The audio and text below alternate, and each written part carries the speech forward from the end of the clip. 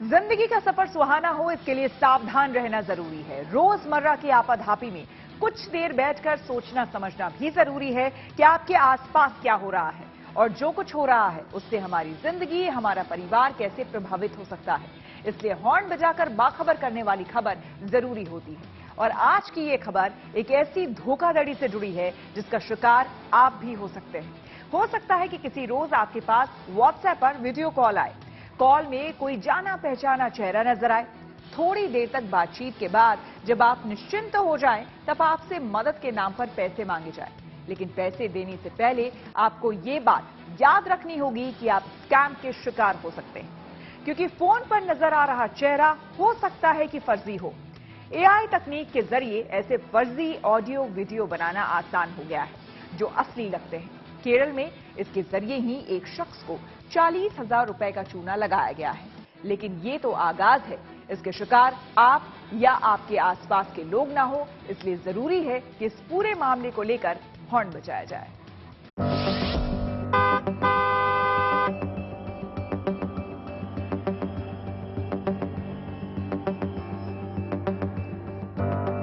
ये खेल है चेहरा बदलने का, ये तरकीब है आवाज बदलने की।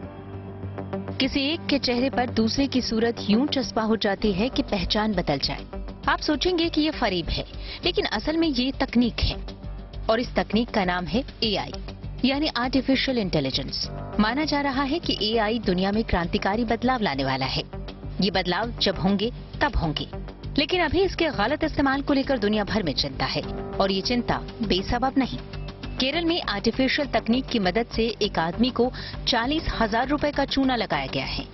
मोबाइल फोन के जरिए इस तरह की धोखाधड़ी पहले अमेरिका और चीन में हो चुकी है, लेकिन हैरत की बात है कि भारत में स्कैमर्स ने इसका न सिर्फ इस्तेमाल किया बल्कि एक आदमी को धोखा देकर उसके पैसे लूटने में कामयाब रहे। ये फरेब कल आपके साथ भी हो सकता है, इसलिए जरूरी है कि आर्टिफिशियल इंटेलिजेंस और डीप फेक तकनीक को समझा जाए, इसके आपराधिक इस्तेमाल को लेकर हॉर्न बजाया जाए।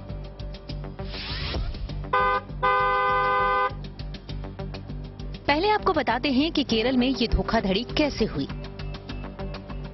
कोझिकोड के राधा कृष्णन को एक अज्ञात नंबर से व्हाट्सएप वीडियो कॉल आया। कॉल पर जो शख्स मौजूद था वो हूबहू राधा कृष्णन के पूर्व सहयोगी जैसा नजर आ रहा था।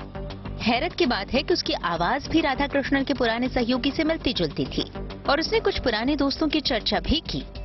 इसके बाद उस शख्स ने रिश्तेदार के इलाज के लिए 40,000 रुपए मांगे।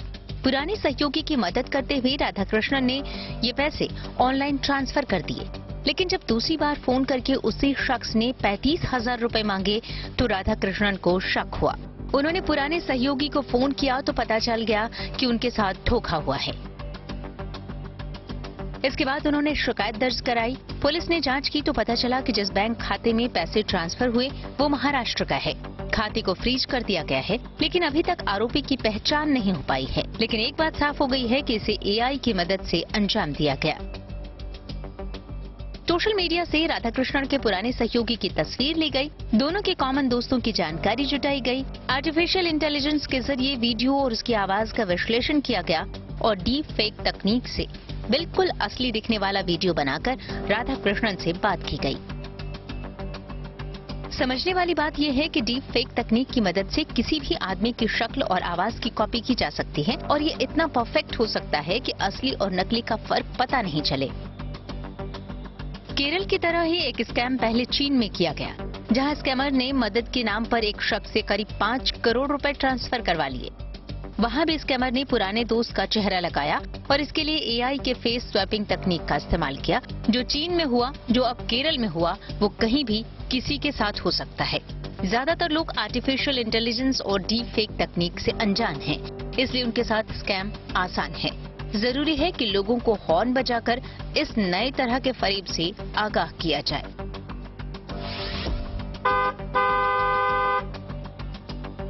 Bureau report, good news today. Artificial intelligence और डीप फेक तकनीक के बारे में लोगों की जानकारी अभी कम है, लेकिन इसके जरिए धोखाधड़ी की शुरुआत हो चुकी है। इसलिए कुछ बुनियादी बातें समझनी जरूरी है। डीप फेक तकनीक में फेस स्वैपिंग या फेशियल रिनैक्टमेंट का इस्तेमाल होता है। साधारण भाषा में कहे तो एक नकली तस्वीर बनाई जाती है, लेकिन ये तस्वीर इसलिए असली नजर आती है क्योंकि इसमें एआई का भी इस्तेमाल होता है, जो बहुत ही बारीकी से एक चेहरे को दूसरे चेहरे पर फिट कर देता है। यहां तक कि फेक चेहरे के साथ फेक ऑडियो का मेल भी करा दिया जाता है। देखने पर आपको लगेगा कि कोई जान पहचान का आदमी ही है जो आपसे बात कर रहा है, लेकिन ऐसा होता नहीं है। अब आपको यह समझना है कि एआई के जरिए होने वाली धोखाधड़ी से बचे कैसे। अगर अनजान कॉल में कोई आपका दोस्त या रिश्तेदार होने की बात कहता है, ये दावा कहता है और आप उसे अच्छी तरह पहचान नहीं पा रहे हैं, तो उससे कुछ ऐसे सवाल पूछिए जिसके जवाब आपका दोस्त ही जानता हो। किसी भी सूरत में ऐसे कॉलर को निजी जानकारियां या पैसे ना दें। अगर आपको शक है कि कॉल फेक है तो तुरंत बात बंद कर दें। अगर कोई आपका दोस्त होने का दावा करता है तो उसके नंबर पर कॉल करके सच्चाई जान लें। एआई की मदद से ठगी कितनी आसान है और इसका खतरा कितना बड़ा है, इस पर हमने बात की साइबर एक्सपर्ट पवन दुग्गल से। आज एआई का इस्तेमाल पॉजिटिव और नेगेटिव दोनों तरीकों से किया जाता है। साइबर क्रिमिनल्स के लिए अब एआई एक बहुत अच्छी खबर है। क्योंकि एआई के माध्यम से वो नए नए प्रकार के साइबर क्राइम्स को इजाद कर सकते हैं, उसे इंप्लीमेंट कर सकते हैं। तो आज सबसे ज्यादा महत्वपूर्ण जो रोल होता है एआई का, वो आपका ट्रस्ट जीतना होता है। तो आपको कॉल आएगी, कॉल में आपको वीडियो नजर आएगी आपके परिचित व्यक्ति की, आपके परिवारजन की। आप ध्यान से नहीं देखेंगे, लेकिन वो या तो डीप फेक वीडियो होगी या वो मॉफ्ड वीडियो होगी या वो इस तरीके से एआई द्वारा बनाई गई होगी ताकि आपको कहीं ना कहीं छल कपट से आपके विश्वास को जीत लिया जाए। वीडियो कॉल के बाद अगर कोई व्यक्ति आपको बोल रहा है मुझे पैसे की जरूरत है, पैसा भेजिए या इस लिंक पर क्लिक करिए या कोई अपनी जानकारी भेजिए, तो तुरंत उस कॉल को आप डिस्कनेक्ट करिए। क्यों? क्योंकि जिसको आपका परिचय है, जो आपको अच्छी तरीके से जानता है, वो तुरंत फोन करेगा, वो वीडियो कॉल नहीं करेगा। और वो पैसे मांगेगा तो आपसे डायरेक्टली मांगेगा, वीडियो कॉल के माध्यम से नहीं मांगेगा। तो आज हम पूरी दुनिया भर में देख रहे हैं कि साइबर क्राइम की दुनिया में एक खलबली मच गई है। अगर आप डार्कनेट पर जाते हैं तो लोग वहां पर बेइंतहा तरीके से एआई का इस्तेमाल कर रहे हैं for adding cyber crime as a service. तो आप लोगों को, हम सब लोगों को अब ज्यादा केयरफुल होना पड़ेगा, नहीं तो हम कहीं ना कहीं चाहे कितने भी हम डिलीजेंट क्यों ना हो, एआई के शिकार हो जाएंगे और अल्टीमेटली साइबर क्राइम की जाल में फंस जाएंगे।